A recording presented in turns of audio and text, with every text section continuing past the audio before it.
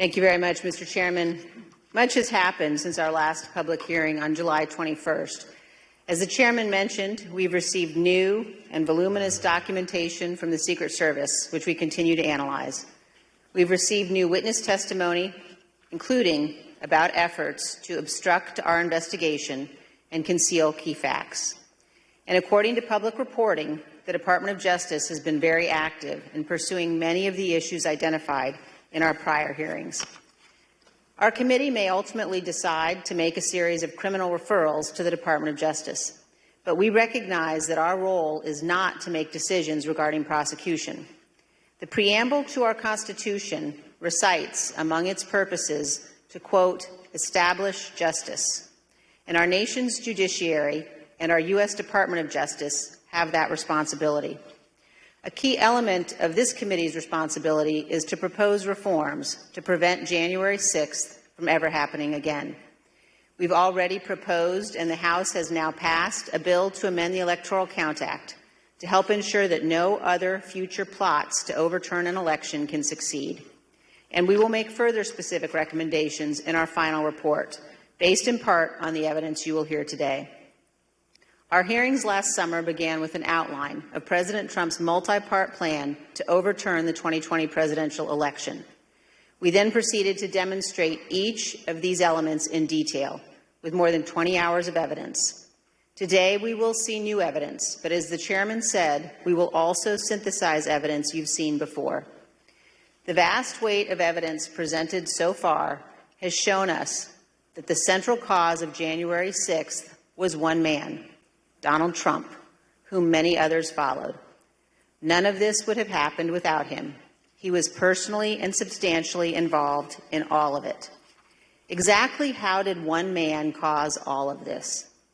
Today, we will focus on President Trump's state of mind, his intent, his motivations, and how he spurred others to do his bidding, and how another January 6th could happen again if we do not take necessary action to prevent it. As you view our evidence today, I would suggest a focus on the following points. First, as you will see, President Trump had a premeditated plan to declare that the election was fraudulent and stolen before Election Day, before he knew the election results. He made his stolen election claims on election night against the advice of his campaign without any evidence in hand. Then, over the next 2 months, he sought to find those who would help him invent and spread lies about the widespread fraud. Many of those who stepped forward to help, including Rudy Giuliani, knew they never had real evidence sufficient to change the election results. And on the evening of January 5th, they admitted they were still trying to find that phantom evidence. Of course, as a result of making intentionally false claims of election fraud, Mr. Giuliani's license to practice law has now been suspended. Second, please recognize that President Donald Trump was in a unique position, better informed about the absence of widespread election fraud than almost any other American.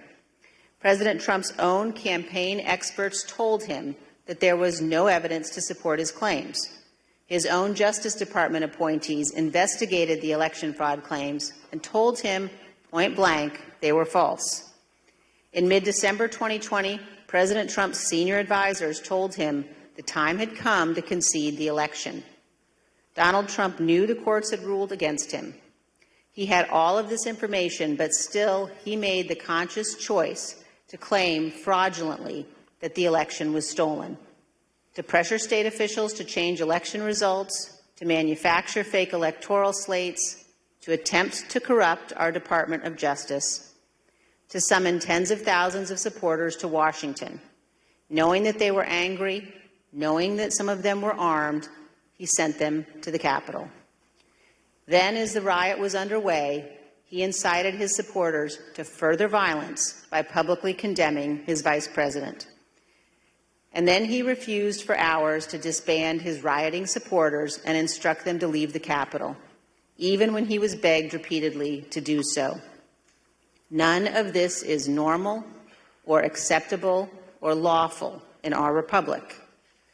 Third, please consider today who had a hand in defeating President Trump's efforts to overturn the election.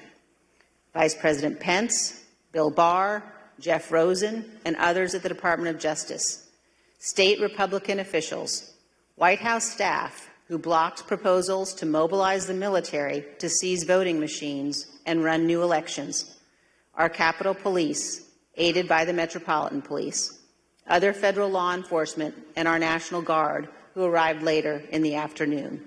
All of these people had a hand in stopping Donald Trump. This leads us to a key question.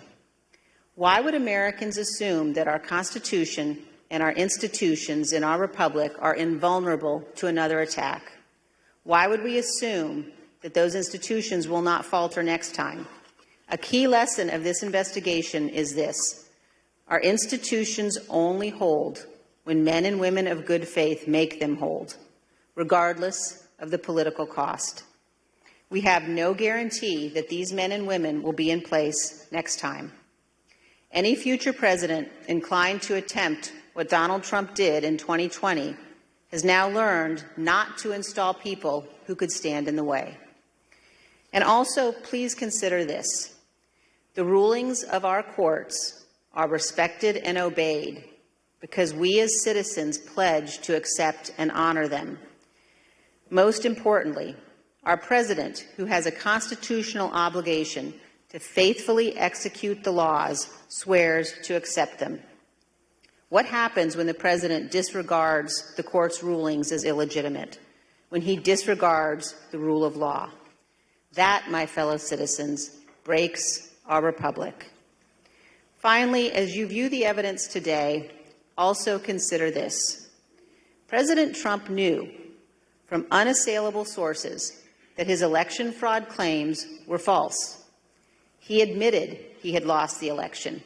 He took actions consistent with that belief.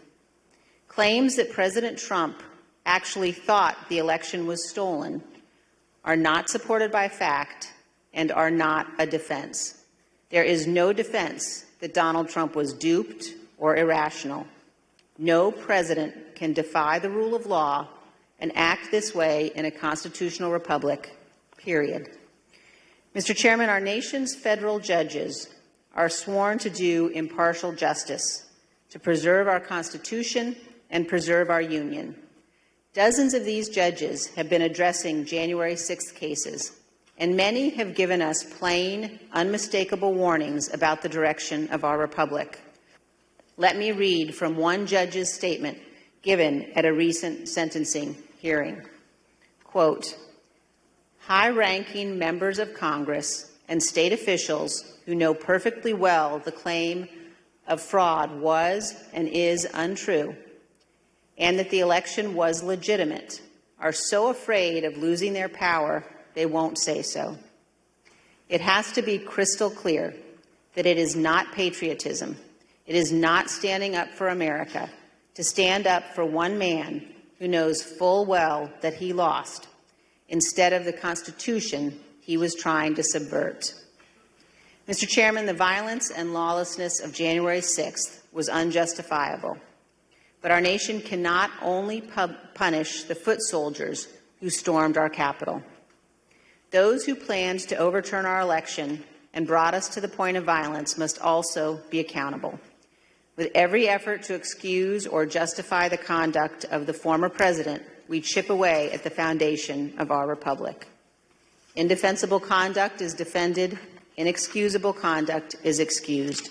Without accountability, it all becomes normal, and it will recur. So as we watch the evidence today, please consider where our nation is in its history. Consider whether we can survive for another 246 years. Most people in most places on earth have not been free. America is an exception. And America continues only because we bind ourselves to our founders' principles, to our Constitution. We recognize that some principles must be beyond politics, inviolate, and more important than any single American who has ever lived. Thank you, Mr. Chairman. I yield back.